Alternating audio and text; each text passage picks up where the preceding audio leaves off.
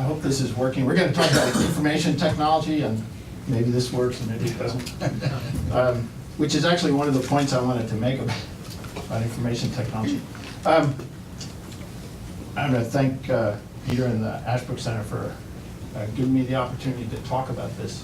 And I thought I would start by explaining why I wrote about this, and then just spend a couple of minutes talking about some of the concepts behind it. Privacy, what's intelligence, what's information, things like that. And then just try to talk about things related to this. It may be, you know, the effect of your cell phone on your life, or could be, you know, there's a lot of things we could talk about in connection with this. So that's the plan, and I encourage you to, I much prefer to argue than talk, so to speak. So if a question comes up, or I say something that's unclear, please just let me know. You don't have to raise your hand, you can just speak out. That's fine. So, why did I write this? As Peter mentioned, I taught at the Naval Postgraduate School for 15 or maybe it was 16 years. And the program was sponsored by the Special Operations Command. So almost all the students were from America's Special Operations Forces, and then in the last maybe 7 years I was there, 7 or 8 years, there were also Special Operations officers from around the world who came and part of a US government program to study there. And these were people, this is already, you know, it's now become, I guess, officially history, but after 9/11, the US government, mostly because it couldn't quite figure out what to do otherwise, put a bunch of these special operations officers in Afghanistan and said, well, you know, try to do something. And it turned out, to everyone's surprise, that they ended up being very effective on the ground. And one big reason they were very effective, and what got all the emphasis, was the fact that they had laser designators with them. It's, you know, like you see people who use PowerPoint will use that, but, you know, more powerful versions of that. And they had incredibly capable communications, so they could communicate with Air Force controllers in air bases around the Middle East, and with the pilots up in the sky. And they could designate targets, and then these aircraft and other things that the US government has would blow these things up. And to everyone's surprise, this turned out to be incredibly effective. And what really got all the emphasis was this information technology. And it started people arguing, well, the argument had been going on for a while, but it encouraged people to believe that information technology could change the character of warfare, because it seemed very unusual that, and it was historically unusual, that these very small numbers of people could destroy much bigger forces in the way that happened. So it encouraged people to think that warfare was somehow changing. And this is important because, as far as we can tell, there's disputes about this which are kind of interesting to read about and talk about. But as far as we can tell, as far as I can tell anyway from reading this stuff, fighting war is coeval with human beings. I mean, from the moment there were groups of human beings, they were fighting other groups of human beings. And this is woven into human life in ways we as Americans are largely, I think, now unconscious of. And that's for historical reasons, and also, I think, because of the character of the government we have. But it is the case that human warfare is really woven into human life. So if warfare is being changed in some fundamental way, it suggested that this information technology was changing human life in some fundamental ways. And of course, people who study human psychology and the brain and everything are now, some of them are arguing that using information technology is actually changing the shape of people's brains. It's really having these fundamental effects. So this was part of the argument that developed for a number of years that we were in the midst of an information revolution. and that this revolution was as fundamental as the development of printing, or some people believed even more fundamental. And it was going to change human life more drastically. So at the postgraduate school, I had the opportunity to talk to many of the special forces guys who were on the ground in Afghanistan. Even some of the ones who were some of the first people to get on the ground in Afghanistan, because then after that, they became our students. And one thing they pointed out, which was seldom emphasized in discussions of this, of what happened in Afghanistan, was that it wasn't just a case of information technology, because they were working with this group of people called the Northern Alliance.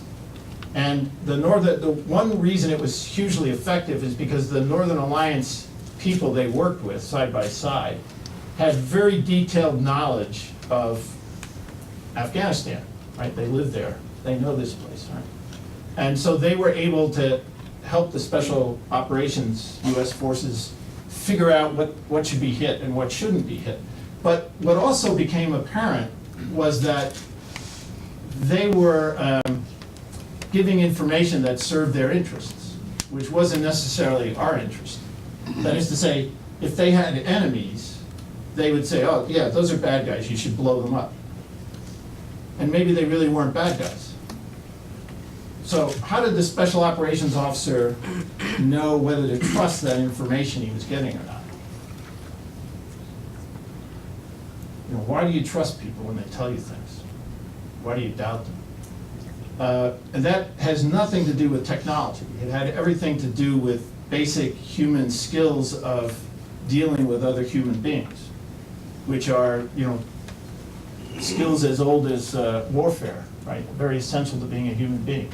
So there was a whole story about technology, but then it turned out that there was a whole story about why this worked that had absolutely nothing to do with technology. And in talking to them, they put most of the emphasis on their human skills and not their technological skills. And you can understand from their own perspective why they would. They didn't invent that technology. They got trained how to use it. But they were selected to do what they did because the US military believed they had, you know, use a term that's not used much in the military, interpersonal skills, right? That they were good somehow at figuring out who was lying to them and who was not, and devising tests to determine that, and so on and so forth. A lot of that stuff, how you figure out whether somebody's lying to you or not, is a lot like what all of us do every day, but it's also a lot like what occurs in the world of espionage, in intelligence, human intelligence.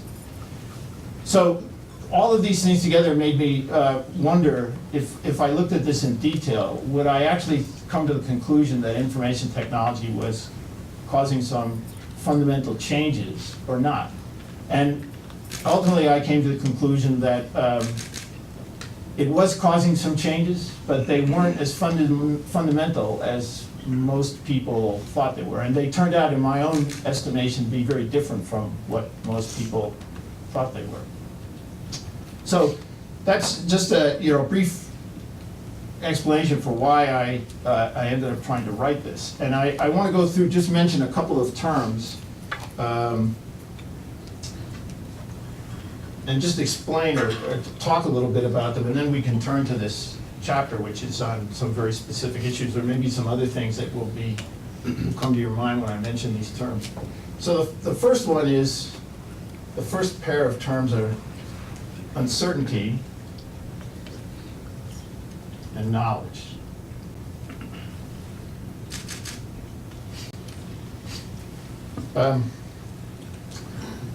I start there because the most important thing about war, from people who've lived through it when they talk about it, is how uncertain everything is when you're engaged in a battle. And the military has developed, all militaries have developed over the centuries various ways to deal with that uncertainty. One thing is you want to know more, as much as you can, about your enemy, right, in advance. Where he's located, what his weapons are, this is a very ancient practice. So when Caesar, if you in the Gallic Wars, when he's talking about invading Britain, he didn't know what was on the island. A lot of stories and stuff, but he didn't really know what was there. So he tried to find out, and he went around and he talked to various people, none of whom seemed to know very much. He tried to talk to merchants because, you know, merchants go from one community to another. They know lots of stuff. The merchants knew some things, but they weren't very helpful. So he ended up invading Britain knowing very little about it. And in his own account, he almost lost. So one way to deal with the uncertainty of warfare is by knowing more about your enemy. But everyone who's been in war knows that that's a very limited, that has very limited effectiveness, because as soon as the battle starts, the amount of uncertainty you're dealing with, that is to say, your ability to predict what's going to happen, starts to drop rapidly. And that's still the case. One argument that developed in after the experiences, this goes all the way back to the early 90s in the first Gulf War. But one of the arguments developed was that information technology would reduce this, that it would, as they say, remove the fog of war, this famous phrase describing the battlefield. It would allow people to see through the fog of war. Right. There's a chapter that deals with that issue. You know, I came to the conclusion that actually that hasn't happened, and that it's almost impossible that it will happen. Right? So if you set these terms up like this, uncertainty and knowledge, it implies that knowledge means certainty. And I think that that's probably not a good way to think about it. Whatever we know is always mixed with uncertainty.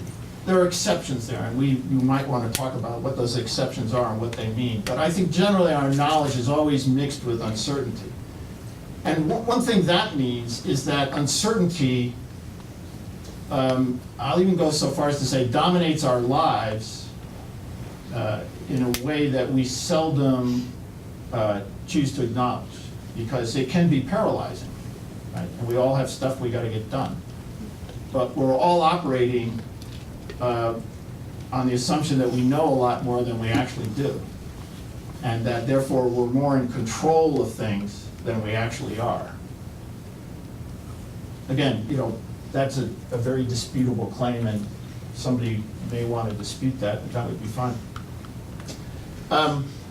One thing that's interesting, if you look at Caesar's account of his invasion of Britain, again, you know, he didn't have enough intelligence, so he was dealing with a lot of uncertainty, right?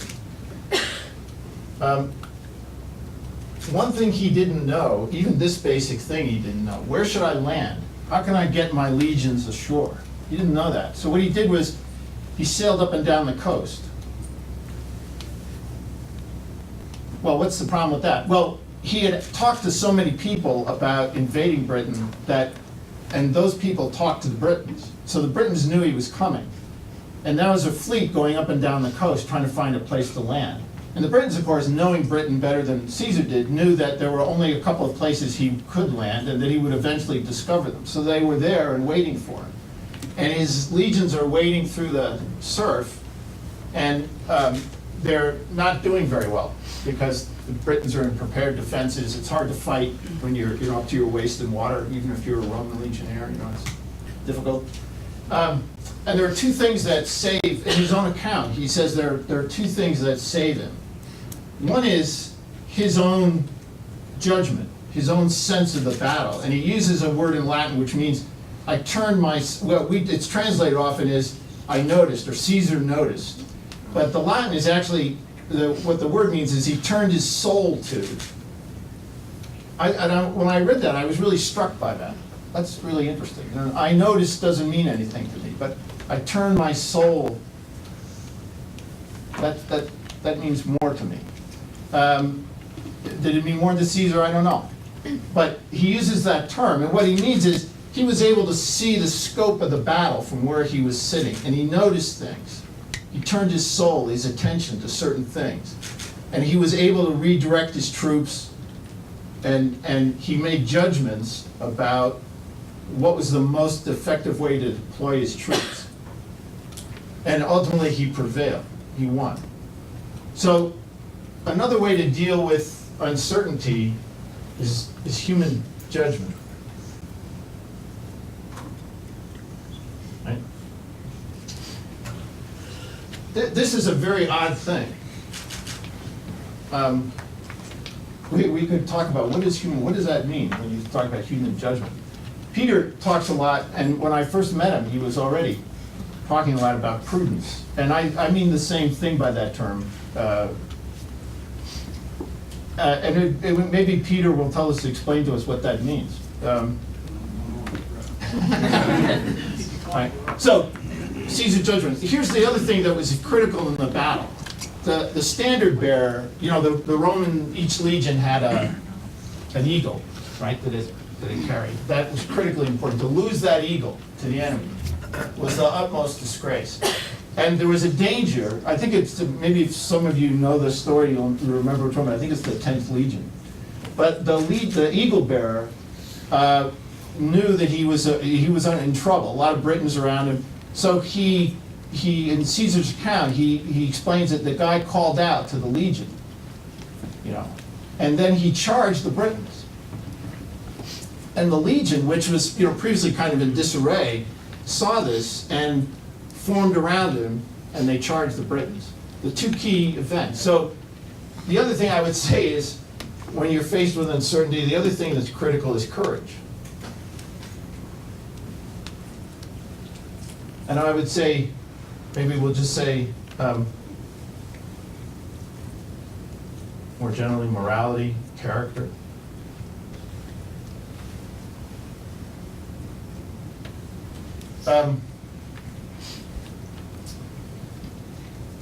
Why is this? Okay, because there are two things that come out of uncertainty. One is, we refer to it as risk, which is something that'll hurt me.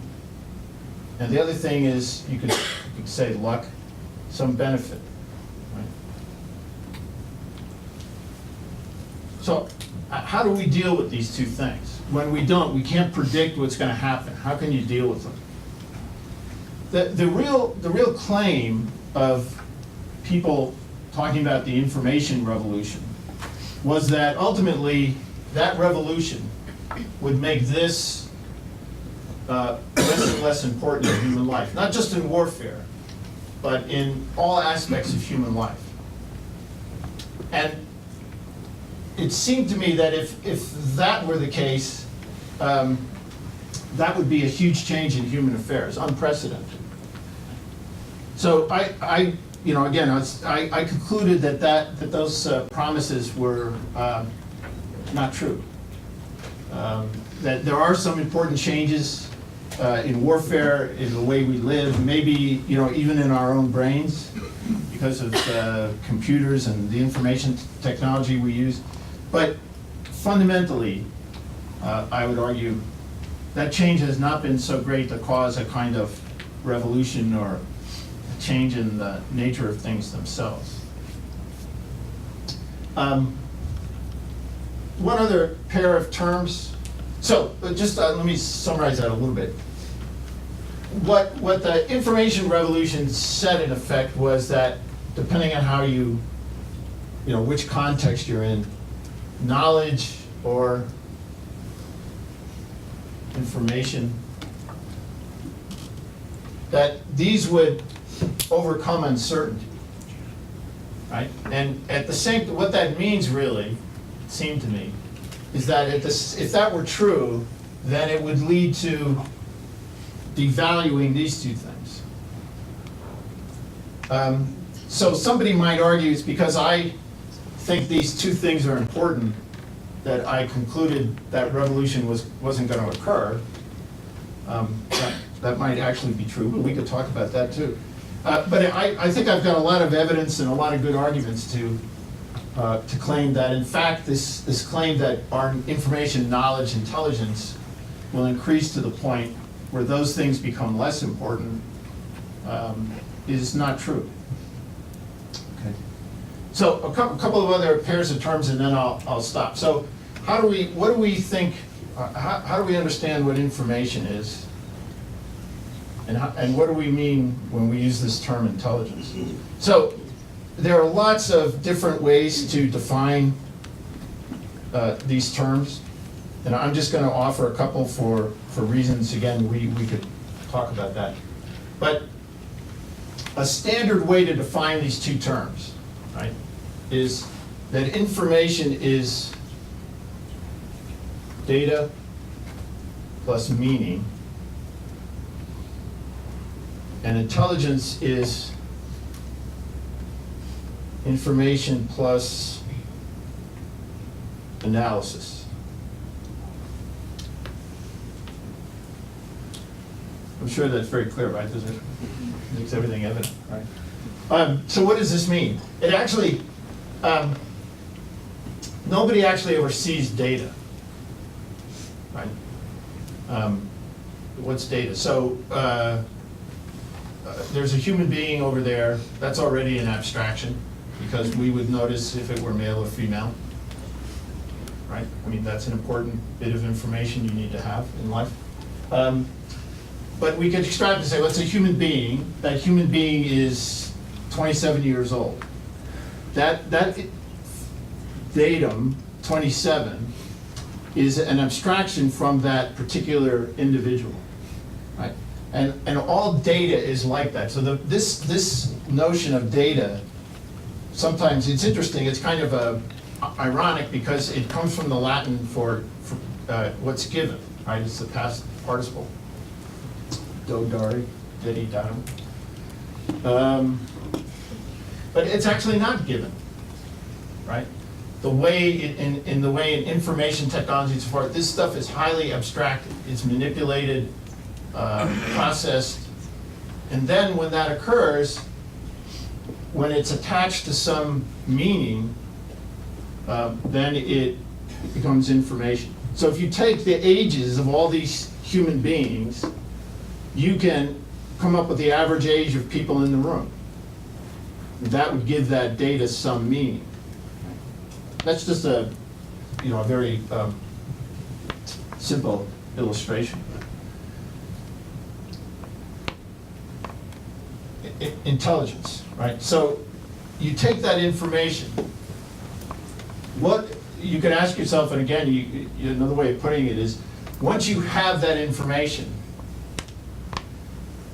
what further meaning is there in that information? So to put this in the context of intelligence, intelligence is supposed to reduce uncertainty, right? It's supposed to help you predict what's going to occur. There's a case here that I talk about in the book, which was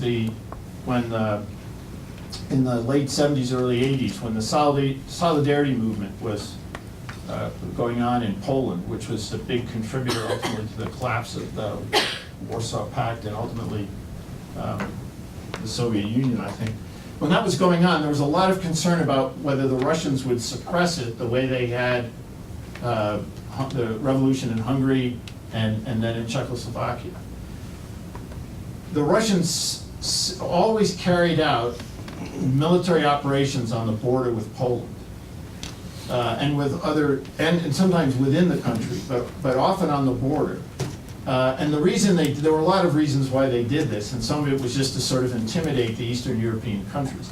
But how does the US government judge whether this is just another one of those military exercises, or it is in fact the prelude to the Russians invading Poland to suppress the Solidarity movement? And that was a burning question for American intelligence. So there was a lot of data they could gather that they had over the years gathered about Soviet forces, how they actually carry out training exercises, how those training exercises differ from other kinds of military movements which might actually signal an invasion. Ultimately, that kind of information was subjected to analysis, which was an effort to try to look for anomalies, differences in that standard understanding.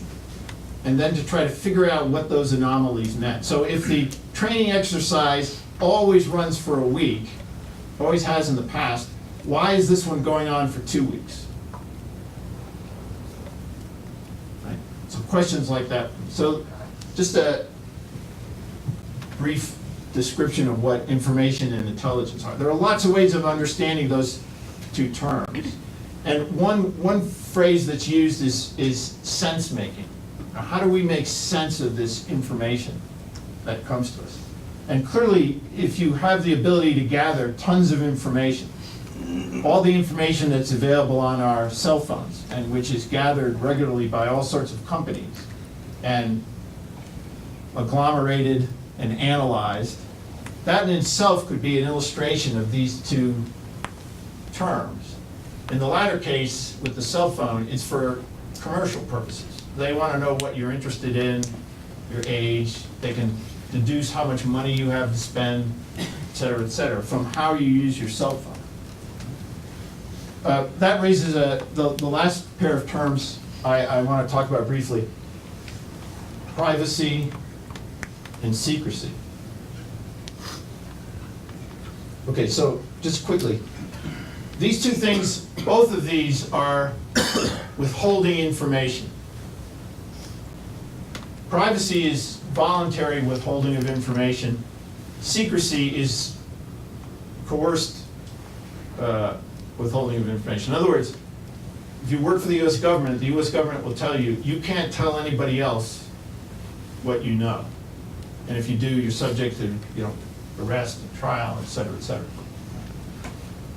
But these two things, you can see just by that definition, withholding information, these two things are the antithesis of the information revolution, right? Because they mean, no, I'm not going to share that information. I don't want to willingly share my social security number with you, right? Or I can't tell you that because it's secret. Peter, the old joke, if I tell you that, I have to kill you, right?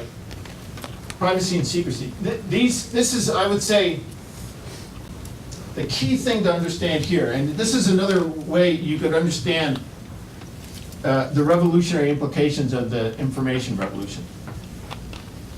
Whoever has power has control over secrecy, politically speaking. So, until the American Revolution, well, let me take a step back. The person who has power in a political situation, we'll call the sovereign. That's what the term really means. Prior to the American Revolution, the sovereign always referred to a specific person or group of people. And whatever information there was about them, that was secret. So you were not supposed to know anything about the king. But the king was supposed to be able to know everything about you. You had no right to privacy. You were supposed to be completely transparent to the king. The king was to be completely opaque to you. What the American Revolution meant was that was flipped on its head. Now, because we're the sovereign now, we the people, we're the sovereign, we have the right of privacy, or secrecy if you want to put it that way. And everything about the government needs to be transparent. Because the government works for us. The government is our agent. We are not the subject of the government. The government is our subject and supposed to do what we tell it to do. So we need to know everything there is to know about the government, and the government can't know anything about us. Or if they want to know stuff about us, they have to have a good explanation or a warrant from a judge. Can't just knock on your door, walk in, and start throwing stuff around. Actually, they can. That may be something we want to talk about. But see, that's the point. That raises all these questions about privacy, about secrecy. So we have these famous things, WikiLeaks, and raised lots of questions about whether that whole understanding that I just laid out has been changed or subverted by the information revolution. To me, a key test of that was the question of espionage. Does information technology mean that you can't conduct espionage anymore? If that's true, that would mean that it seems to me that this whole notion of privacy and secrecy has been undermined by the information revolution, and that really would be I'd be willing to consider that a revolutionary change in human affairs. But as you know from that chapter, I concluded that it would be an exaggeration to say that. So now that I've gotten to that chapter, let me stop there and see if we can discuss any of this, or whether you have questions about any of this or any of these things you want to argue about. So the floor is now open. And you can hide things if you want. It's okay. Thank you for coming, by the way. You're welcome. I dug into some of the stuff you wrote, and in your conclusion, you mentioned that part of this information or knowledge revolution, one of the products of that was the liberal tradition. Right. And that kind of sits at odds with espionage. You said espionage sat uneasily in the liberal tradition. And earlier in the selection, you mentioned that if a state can't keep its secrets secure from private individuals, then the power of information technology is lost on the state. So could you, that seems to be part of the liberal tradition, that they want that information from the government. Could you kind of speak to that tension, and to which do you think will win if one side will dominate the other? That's a great question, because one of the first things that was argued about the change in information technology was that it would mean the ultimate triumph of individuals, and it would mean the end of the state as that has been known. And why would that be the case? Because the argument was this information technology is so powerful, and it will be in your cell phone, on your computer. That power will sit there, and you can use it whenever you want to find out things about the government. And also, at the same time, that there are means of encryption, for example, that are so strong. Previously, you had to have a government agency with all its resources to devise codes that were unbreakable, et cetera, et cetera. But now there is publicly available, powerful encryption that is very, very hard to break. There are disputes about how hard, and I don't really know the answers to that. But it's clear that individuals now have at their disposal, which you can download from the web, encryption that only a few years ago, only governments could have. And so therefore, you really could protect yourself from the government and from other people. So the argument was, this is going to shift power hugely towards citizens. It'll cause democracy to spring up around the world. I think all of that's wrong. I think it's clear that the government is actually gaining power.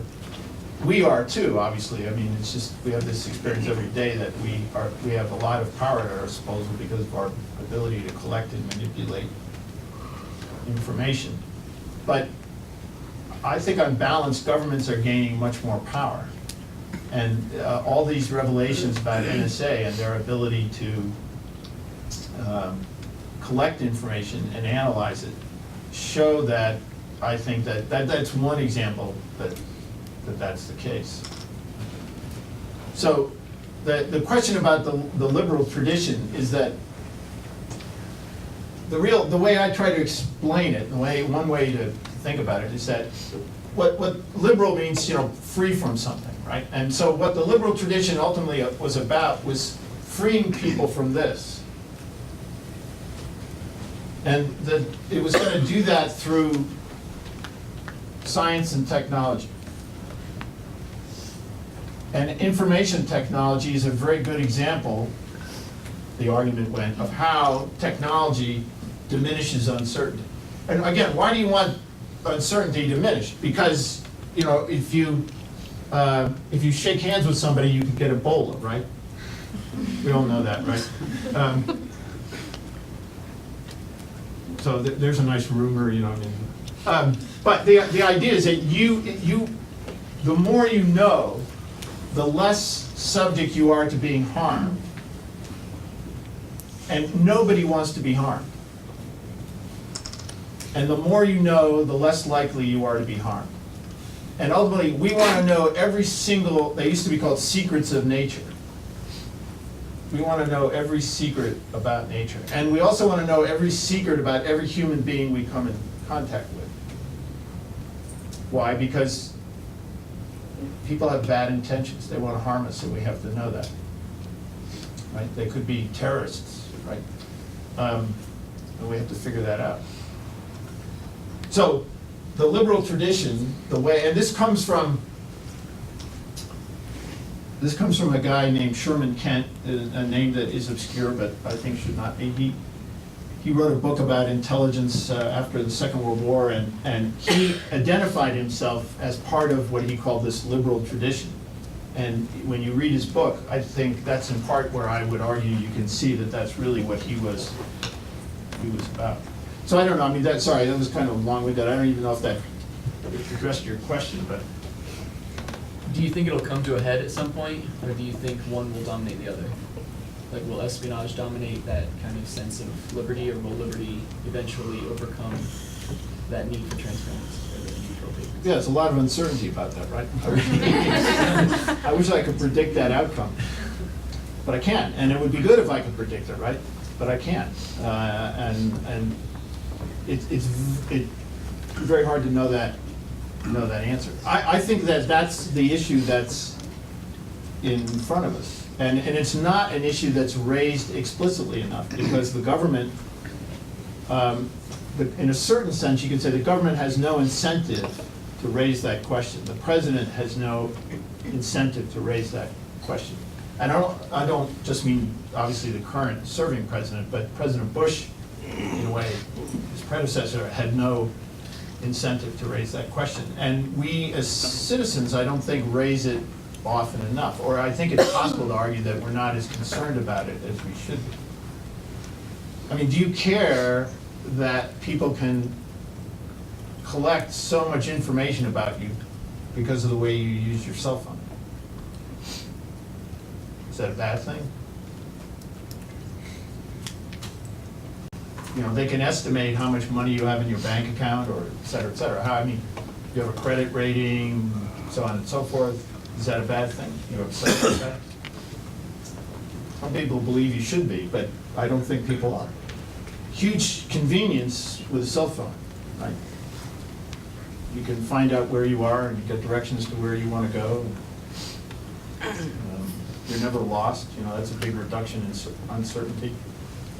Apparently, people are willing to give up a huge amount of information for that. There was a guy who writes, and it's kind of a surprising, I would think, surprising place to find this, but there's a guy who writes for the Wall Street Journal named Daniel Henninger. Maybe some of you have read his columns. I think he's pretty good. But I was shocked a couple of weeks ago. He was talking about ISIS, you know, the threat of terrorism, and he said, who is really concerned anymore whether the government is intercepting their phone messages and their emails? And, you know, in other words, he's implying, if they're protecting me from terrorists, I'm okay with it. Is that, I was shocked by that, actually. Here's, you know, you think about it this way. Henninger is a conservative, right? So he thinks, I actually have the quote here. Oh yeah, he says, after the videotape beheadings of James Foley and Stephen Sotloff, those are the first two Americans who were beheaded by ISIS. Is anyone still lying awake at night worrying that their iPhone number is among millions of others in the National Security Agency's data mines? And I mean, he was clearly implying that you shouldn't be worried about that.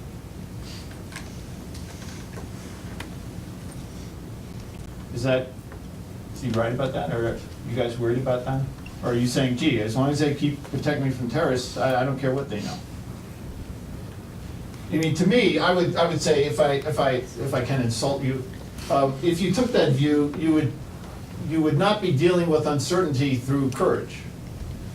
You'd be saying, I want the government to protect me, and I don't really care what they know about me. Is it harmful that the government knows that much about me? Would you think that this is less to do with technology and more to do with the classic debate between security versus liberty? I mean, we saw it in like the 1920s and 30s and 40s during the rise of the progressive era. Even before that, in the ancient times, people would follow tyrants like Julius Caesar and Augustus because they were the ones that could provide security to the state. So it's less of the impact of information and just more on human nature in general. Now, maybe the argument could be made that the information available has impacted our characters and judgment, but that seems kind of troubling as well, given that we've acted the same ways with more or less information before. Yeah, that's a good question. And I think you're right to say that it is part of this debate about security and liberty. The difference is, I think that, for example, World War I, lots of things were done to German Americans. German language newspapers were shut down and so forth because there was this fear of they were fifth column, traitors among us and that sort of thing. The difference now, I think, is that this collection goes on not just of a group, a minority, but it's all this information is collected on everybody. When immediately after 9/11, the government proposed a plan called, it was referred to, originally called Total Information Awareness. And the idea was that the government would suck up all the information in the world, so to speak. Credit card transactions, phone conversations, emails, texts, all that stuff. They would suck all that up, and they would be able to subject it to data analysis that would reveal patterns indicating a potential terrorist plot. And then, law enforcement would step in and investigate, and there were civil liberties protections built in because they can, quote, anonymize the data, unquote, which apparently turns out to be not completely reliable. There's some uncertainty about anonymizing the data. But the idea was they would suck up, and this was, the Senate in particular objected to this, and it was shut down. But people now point out that the equivalent is already happening. NSA, to some degree, we now know, has been doing that. But it's also done on a massive scale for commercial purposes. And again, is that a bad thing? Should we be concerned that that's happening? That if you Google a product, you start to see ads popping up on every device you have, trying to sell you that or some version of that product. Is that a problem? Do we care about that? Or do we see it as a convenience? You can opt out of some of these ads.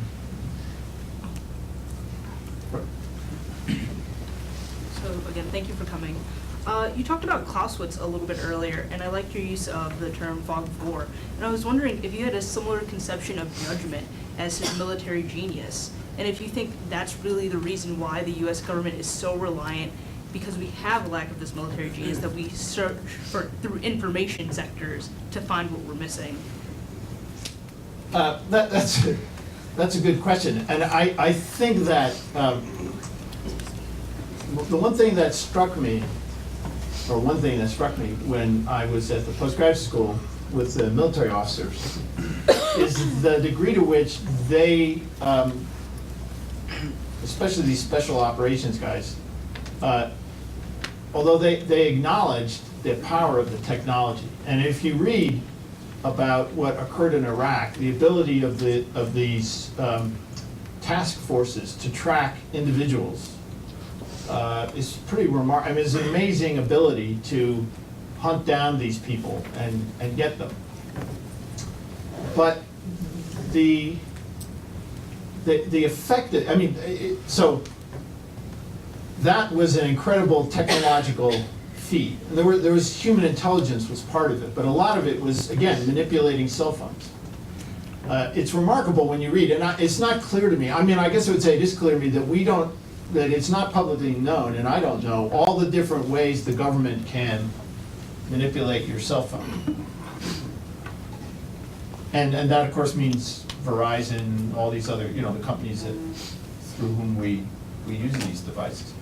But it's clear that the military, I assume with the help of those companies, figured out lots and lots of ways to manipulate cell phones. So that even though the people we were targeting took huge precautions, not just when they used the phone, but taking the battery out.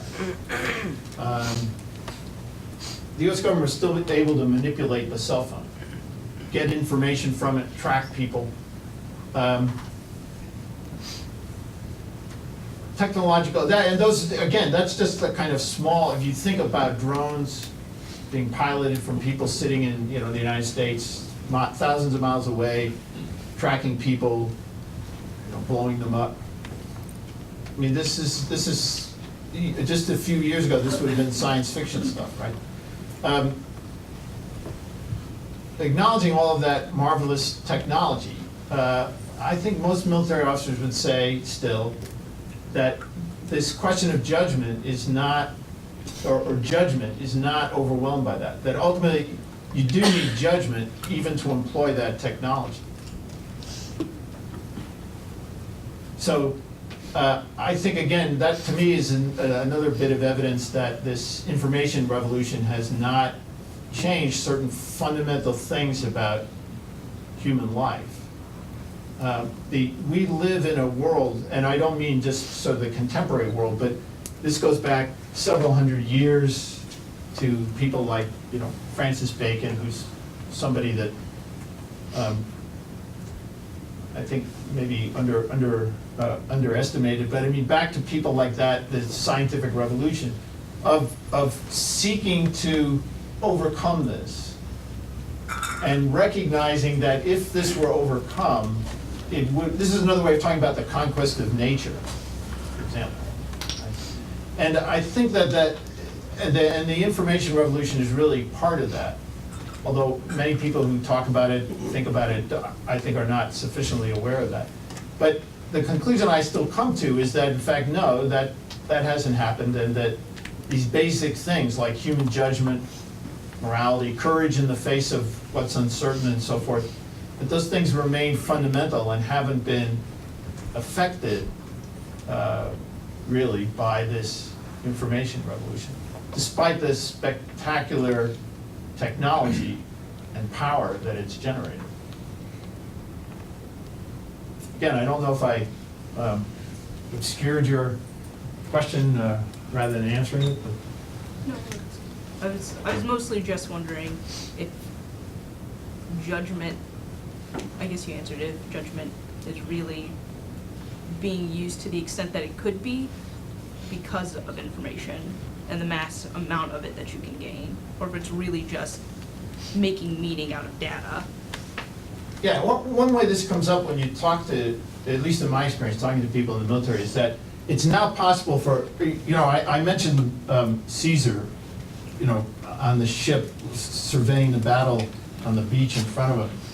And it's now possible for a commander to sit in front of a console, a panel of TV screens with all these feeds coming in, right? And he's watching the minute details of the battle because drones allow him to hover over the battle and see it. And then, again, to some people they say, yeah, that's why there's no the fog of war is lifting, and these other metaphors people use. Because a commander now can see in detail on the battlefield in a way that is just, again, completely unprecedented. And what a lot of, and one reason generals do that is because they really are desperate for information, intelligence, knowledge of what's going on. Because they all know that the dominant thing on a battlefield is uncertainty. And I would say the same thing is true in human life. But they're desperately in need of that information. And there it is laid out in the screen in front of them. But the criticism of it is that they get lost in the data, so to speak, in the particulars, and they lose that comprehensive view of the battle, which somehow great commanders, Caesar is the example I talked about, but great commanders are capable of that. That's what makes them great commanders. The same thing is said of Napoleon. If you read about Napoleon, this ability to somehow take in the whole battlefield and to recognize danger and opportunity. that's not a skill the evidence is that's not a skill that's evenly distributed among human beings. And it's really what seems to, one of the things that distinguishes great commanders. And I would say, I try to point out in the book that it's a trait that would also, I think, distinguish great statesmen. Though they're not looking at the battlefield, they're looking at a political scene, so to speak, and understanding what the critical things are. So there is, I think, a danger that we try to replace, because we think of now, we're kind of brought up to think of information and data and these kinds of things. We live in that world, and we're brought up to think that to recognize its power, and we see examples of it. And that can, I think, not just talking about the military, but in other things, it can actually make people undervalue judgment, and also, I think, undervalue courage. Again, in the context of a battle, that's the key virtue. But so I think that's true. You should.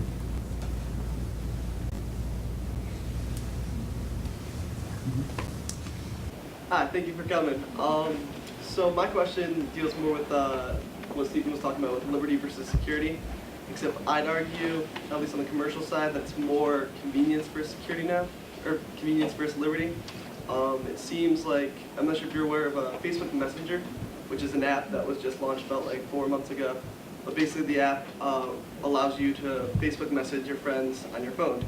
But if you ever read like the terms and agreements, you have to sacrifice all your text messages. They can go through those, your Facebook messages, any kind of most of the data on your phone, majority of the data. But it seems like there's a huge, people just accept that with disregard, in America, I should say. And then I see in Europe small colonies of people protesting against Google because they don't like that the information is being so looked at, and it's kind of, they're losing their privacy by using Google. And I'm wondering if Europe has almost taken a bigger stand in protecting their liberty than Americans have, because it seems like, I mean, this app's very recent, and it seems like it's the #1 app on the App Store right now, which is alarming because it involves sacrificing so many of those liberties that willingly on your phone, just for a slight bit of convenience of messaging on your phone instead of your computer. So it just seems a little bit, I want to know your take on if Europe is doing better than us, or if we're just still sacrificing the liberties here in America. Well, I think as far as I understand it, yeah, there are more, what's typically said, and as far as I know, this is true, there are better laws in Europe protecting consumers' privacy than in the United States. And I don't know what that means exactly. Some people might say, well, look, that's the way the Europeans are. They don't believe people are capable of making these decisions on their own. In the United States, we say no.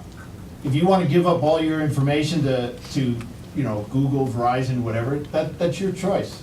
And it's a contractual agreement. You're right, you have to agree to the terms that they provide, and if you read them and you say, hey, I don't want to do that, then don't do it. Other people say, that's not true, there's an element of coercion here, because if you're not on Facebook, you're going to die lonely, miserable death. I don't know, I'm not much of a Facebook user, and maybe I'm going to die a lonely, miserable death. But, so, again, I don't know, I don't want to cast this necessarily in generational terms, but there's something like that going on. This is not a smartphone. It's a pretty dumb phone. And I don't use Facebook, et cetera, et cetera. But I have agreed, I use Google Mail, right? And Google's out there manipulating my data as much as they can. But I have to say, I try to limit my exposure, and I know people who go even further than that, who don't even actually have cell phone. Or, you can go to a website, and you can surf the net through that website, and people can't track what you're searching. It's a little cumbersome because it's slower, blah, blah, blah, so there are trade-offs. But, people will say, as long as you are agreeing to this, there's nothing wrong with it, And B, there are ways to avoid agreeing to it that don't necessarily mean, you know, you'll end up on Friday nights eating popcorn by yourself or something, right? So people say, yeah, so why be worried about it? And I have to say, I'm more concerned about the government. Why? Because the government actually does have real coercive power. There's a way of talking about the information revolution which a lot of it actually derives from, maybe you won't be surprised to learn, French philosophers. And therefore it's highly questionable. But it focuses on, the way it talks about this stuff, it sees no difference between dealing with a corporation and dealing with the government. It sees both of those as coercive. And I'm not persuaded that that's true. So maybe we don't really need to be worried about the commercial exploitation of our information, maybe the advantages of it, not just for our social lives, but, you know, in other ways. The advantages outweigh the harm, because ultimately corporations can't compel us to do anything. Governments can compel us to do things. They do it all the time, right? But the boundary between the two isn't always as sharp as we think it is, because the government of China uses Google as for information gathering for its own purposes. So once we give certain corporations our information, there's no way of telling if they're just going to pass it on to people. No, you're right. That's a great point, because now what people are pointing, you're right. So this stuff is stored places, and nobody, the argument is, it's not the case that Google has absolute control over it, and also that Google can be itself coerced by the government or Verizon, et cetera, to coerce, to provide that information to the government. So I think you're right. If you try to think through, you know, they say once stuff is digitized and online, it's there forever, and it's not clear ultimately who controls that.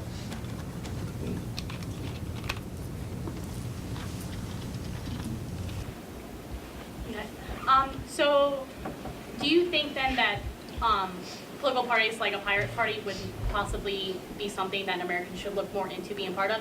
Because as you were talking about Americans kind of like lack, or as Ed was saying, their almost lack of concern for it and more of a convenience, it immediately made me think of the pirate party in Germany, and they have like one seat in the Bundestag, so it doesn't really like do anything. But with Europe being so concerned about their privacy on Google and on the internet, you would think that that would be something that would transcend into America and having a more active pirate party. So do you think that could be something that could be on the rise or not?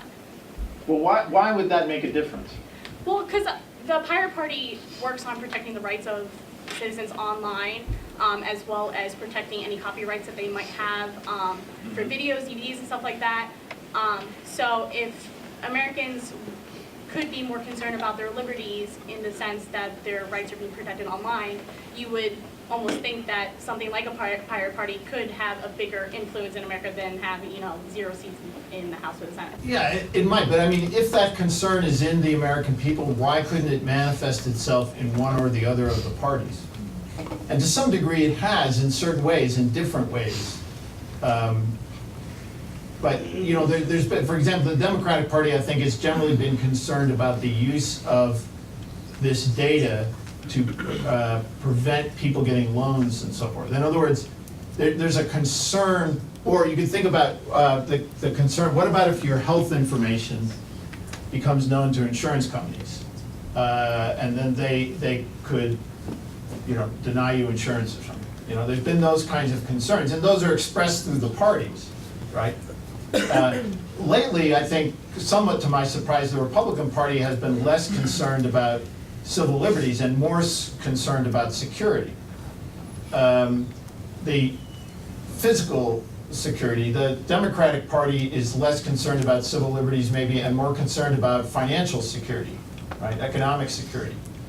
Both of those are kind of, the concern about economic security with the Democrats is not a surprise, but the focus in the Republican Party. Henninger is an example of that. I mean, I don't know if he's a Democrat or Republican, but you know, he generally takes a line that's more compatible with Republicans. But, and there was clearly a lot of that in the Bush administration. Too much of it, I thought. So, but why couldn't that just be, if it, the real problem is not whether there's a party to express it, but whether that's actually a concern among the American people. And it seems to me right now it's not really. And it could be because we don't have generally have the hostility to commercial activity and in corporations that exists, I think, more commonly in Europe, or at least that's a stereotype. So as long as the government is not, we don't think, we're concerned, people are concerned about NSA sucking up their information. They don't seem to be concerned about commercial use of that information. And maybe that's right.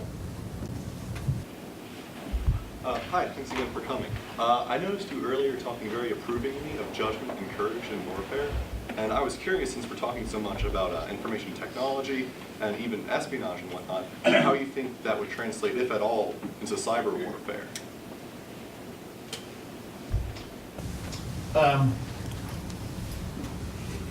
In connection with judgment and courage, it only raises that question indirectly, I think. In other words,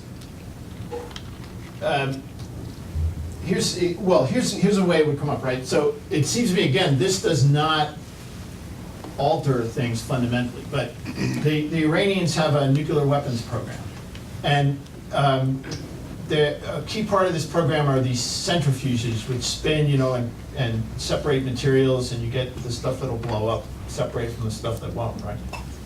That's a very technical explanation of a nuclear weapon, I understand, but that's about the limit of my technical knowledge of nuclear weapons. And somebody figures out, geez, those things are controlled by computers. Why don't we put a bug in the thing and wreck their centrifuges? So somebody figured out how to do that. And there's a book that's been published that claims the US government had a role in this and so on and so forth. And that's been kind of now acknowledged because it seemed to work, et cetera, et cetera. But somebody had to make a judgment about using that weapon, just as judgments have to be made about using any kind of weapon. So it seems to me in that sense, it created a new tool we didn't have X number of years ago. But it doesn't alter the fundamental problem of the president deciding when to use force, what's the most, or the military, whoever deployed that weapon, working with civilian leadership to decide what's the best use of that weapon. So I don't see that, again, that technology changes that fundamental problem. It just it called for human judgment in a different context. There were arguments for doing it and against doing it. Somebody made the decision that it was worth doing. That doesn't seem fundamentally different to me. Maybe, I ask you if it seems fundamental to you from the decision that President Obama made to go and kill bin Laden. Well, I suppose we were messing with, I suppose, nuclear forces and whatnot, but no, I don't see how it would seem fundamentally different. The one big difference, actually, I would say, I agree. I don't think, in terms of the judgment used to say, do we do it or not, I don't see there's a difference. And there's no way, I don't see how information technology, it could assist that judgment in certain ways, but I don't see how information technology could replace that judgment. And that's not a self-evidently true term, because statement, I think, anymore, because one argument that's developing is more and more of those things which we thought could not be automated are being automated. Driving a car. Even a few years ago, people would have said, that'll never happen. So, become a cab driver, because that job will never be replaced by technology. Now that doesn't look like such a good bet, right? So to answer that question, you'd really have to try to understand what's entailed, and we haven't really talked about that, but what's entailed in human judgment, right? Can that be automated? For example, you go to a doctor, a lot of people are saying in a few years, most of the basic routine diagnostic decisions will be made by machines. Again, not too many years ago, that would have seemed, whoa, yeah, I don't want to happen. Is there something different about politics from the judgments involved in politics from the judgments involved in treating the human body by a doctor? That would mean that could never happen in politics. I'm not sure that's a perfectly clear statement. Can you redo that? Well, I made the claim that there's no information technology that will replace the judgment of the president. For example, in those two cases, the first was Bush, apparently, about the Stuxnet virus to go attack the Iranian computers. And the second one that Obama made about whether or not to go and kill Obama. And there was a lot of uncertainty in both of those decisions. Yeah, I certainly wouldn't kill himself. Can we lift that out of reality? Because now I'm going to get a, you know. NSA already has it. Yeah. I was going to say the Secret Service will be after me, but I don't have to worry about that. I'm feeling better now. But there was a lot of uncertainty in both of those judgments, right?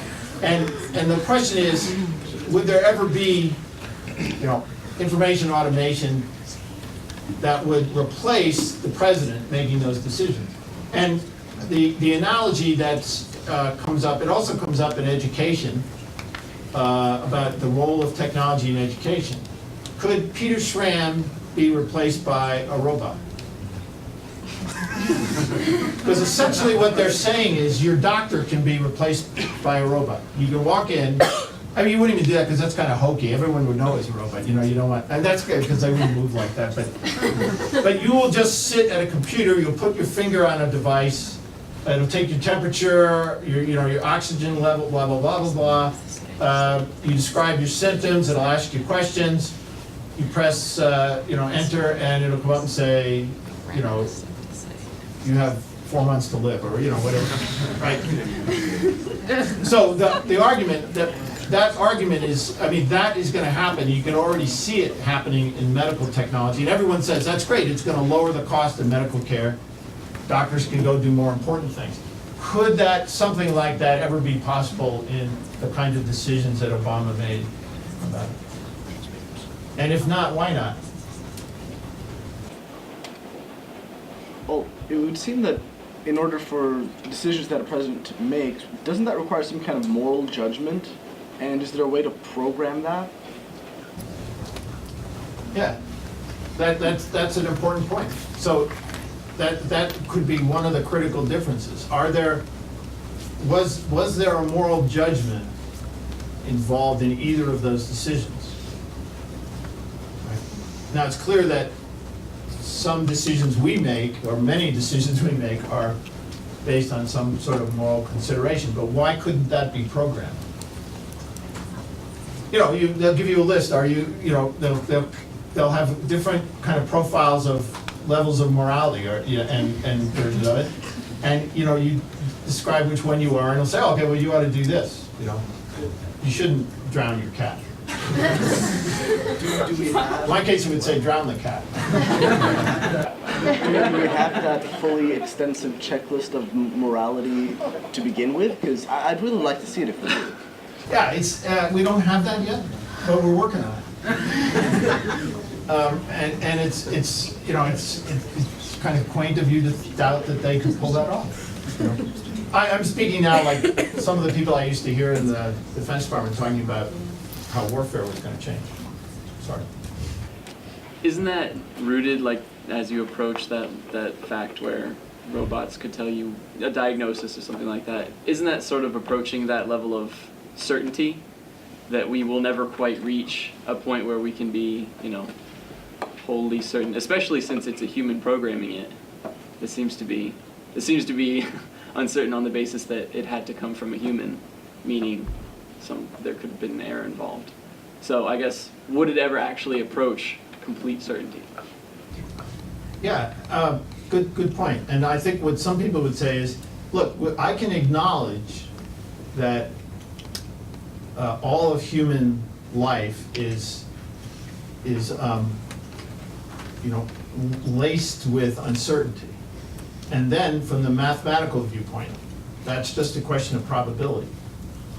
And statistics and other mathematical devices, again, about which I know nothing, allow you to deal with that probability. There are people who make huge fortunes on Wall Street dealing with trying to predict the future by talking about probabilities. So now, I started by expressing my skepticism. I'm now voicing the views of people who believe that the ability to manipulate data will, in fact, if not conquer uncertainty, will reduce it greatly in our lives. Sure. Do you see a fundamental difference between being able to accurately assess a risk and have some kind of automation tell you the percentage chance that something is if for the Osama bin Laden situation, if a computer told you what percentage chance that Osama is or isn't in the compound, is that in some ways getting rid of the uncertainty, or would you say that's just kind of just getting closer to it? Yeah, again, that's a good point, because again, some people would say, yeah, it's not getting rid of that uncertainty, it's just quantifying it, right? And the real advantage, again, now I'm speaking in the voice of the skeptic, that's what I think is really all you're accomplishing. And it may do that more accurately. Why? Because we all have prejudices. Last night, I don't know if some of you heard, but they were talking about ISIS, and various analogies came up. Oh, well, Iraq's like this, or no, Iraq's like that. And a lot of that is based on previous experience, rather than seeing what's in front of you. But machines don't have prejudices. I mean, they actually do. They're built in by the people who design the software, right? But the idea is that they will provide, the hope is that they will provide a less prejudiced ranking of the probabilities, or a less prejudiced assessment of the probabilities. It's interesting when you read the accounts. It's not of Vice President Biden, President Obama saying, I thought it was 50-50. I thought it was 60-40. What do those numbers mean? They obviously don't mean anything. I mean, again, it's not a criticism of them. It's just the way we talk about these things. But we try to put it in numbers, right? But or when George Tenet famously said, "It's a slam dunk. The weapons are there." He meant, it's absolutely certain, that the weapons are there, and that turned out not to be the case.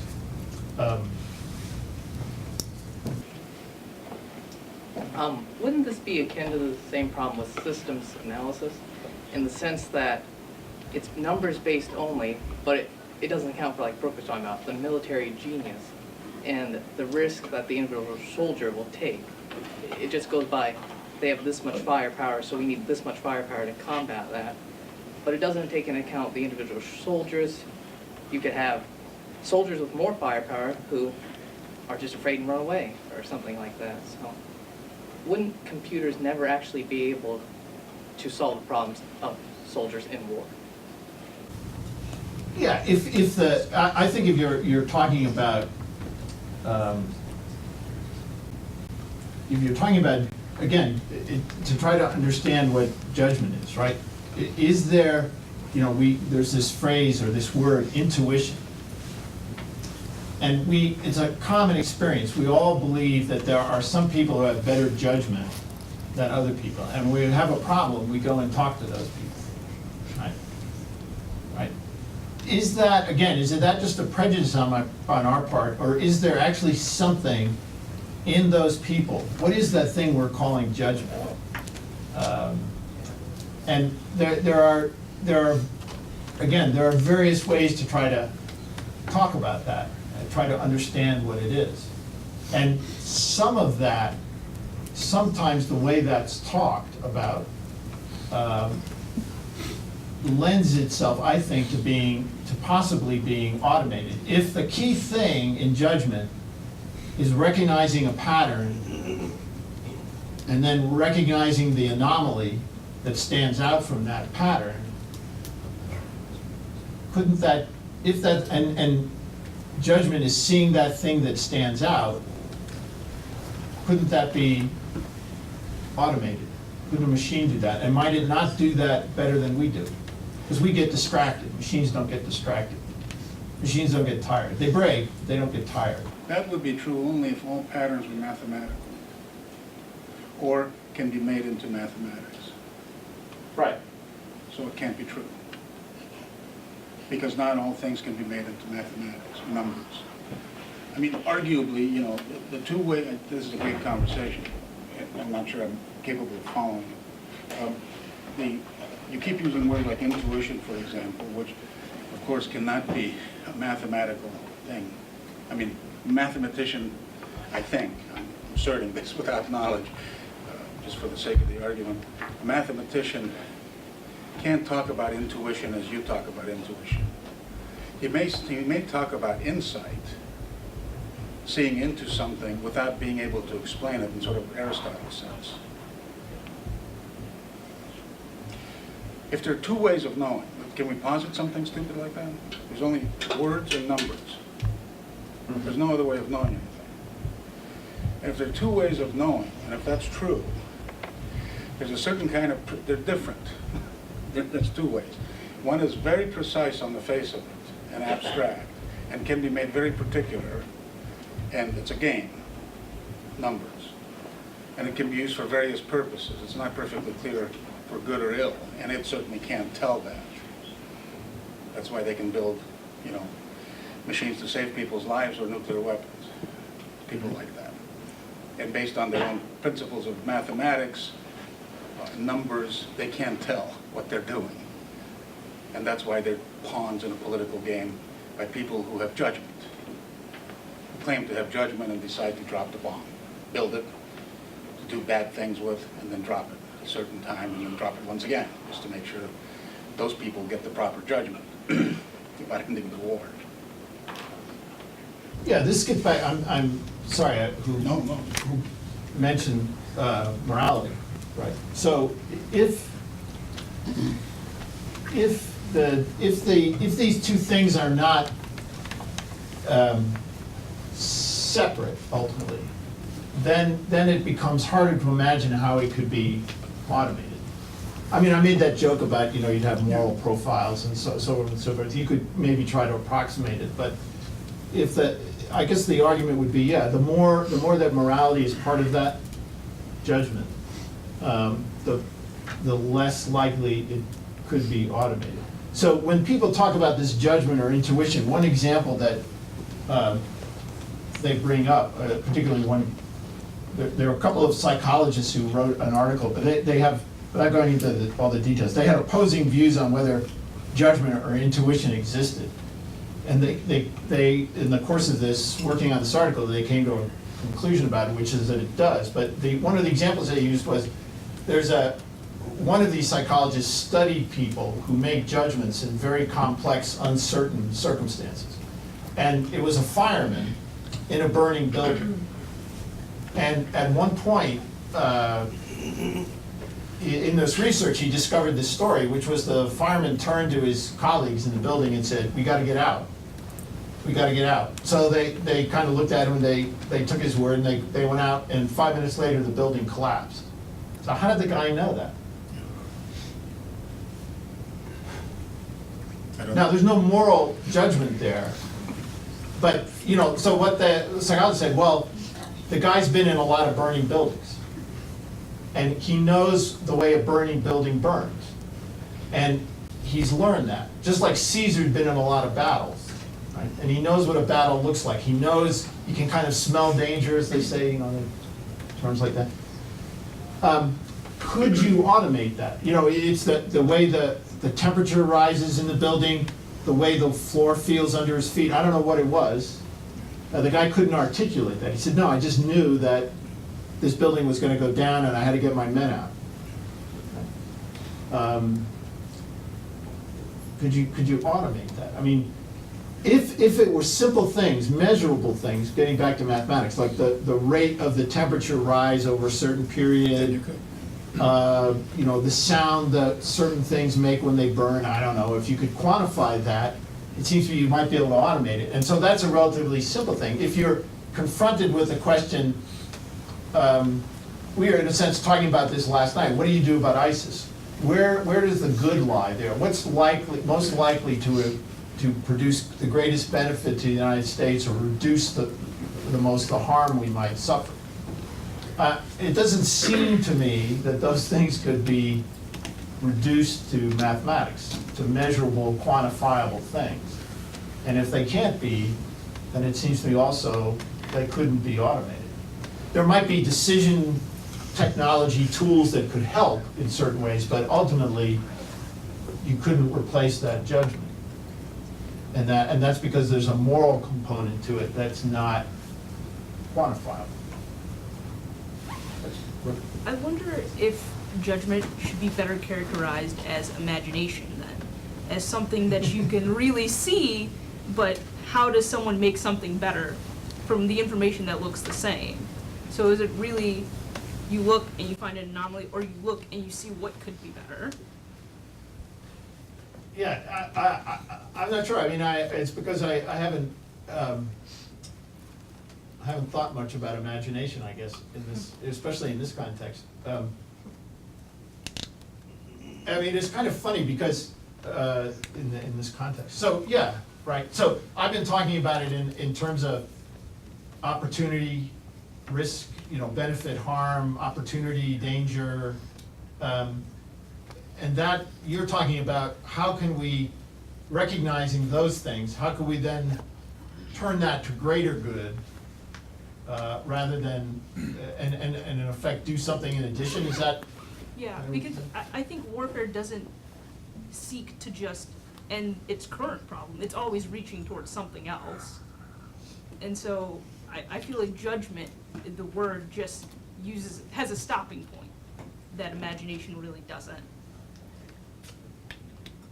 Yeah, I have to say, this is probably reflects, you know, my occupational prejudices. But imagination is not something, at least in the military, that is highly valued. And I don't mean, that's not an insult to the military, but it's one thing, when they talk about a whole nother topic we haven't really touched on, which is connected to many of these things, judgment and so forth, is intelligence failures, why they occur and so forth. And sometimes when people are studying these failures, they say, well, actually, the 9/11 Commission described the failure of the intelligence community to predict and stop the 9/11 attack as a failure of imagination. Because they recognized bits and pieces of the problem, but they failed to put it together. In that case, to imagine the greater harm that could occur rather than the greater good. But it's the same point, I think, right? But, sorry, just let me finish one. If you imagine, so when this would come up in the classes, because I used to teach these intelligence classes in PS, I would say to the officers, okay, imagination, wild ideas. You're gonna go into your commander and say, hey boss, I mean, I got no basis in fact for this, you know, it's just kind of a crazy wild idea I had, but why don't we just do this, you know? And they all would laugh. No, because you know, the commander's gonna say, what? What are you talking about, you know? That's great at an advertising agency, but it's, you know, in the military that's not, they understand themselves to be avoiding harm rather than doing good, frankly. Because they understand how much this dominates their lives. Sorry, there's somebody's been patient. We'll take that as the last question, if that's all right? No? Go on with this, are you kidding? Well, it's interesting. Based on what you said, Dr. Schramm, and what you said, first off, am I making the assumption correctly that when you're talking about science technology, you're also including artificial intelligence? Okay, so based on that, and talking about how you were discussing imagination and everything, do you think that eventually artificial intelligence and everything will get so advanced that it really tends to like disprove like moral relativism and everything, and like the differences between, you know, what is assumed to be like morally sound, and I don't know, I just think it brings it into like a different perspective. Yeah, so if that's the last question, that's a great question to end on. In a way, it's the most important question. So, let me, there's a lot of debate. So the question, you know, there's a lot of debate about, again, in the context of talking about the information revolution, computers. Remember several years ago, IBM built this thing called, what was it called, Big Blue, that beat Gary Kasparov, the world. Blue. Sorry, Deep Blue. Deep Blue. His voice from beyond. Chris, I thought that was Deep Purple, your favorite band from the 60s, 70s.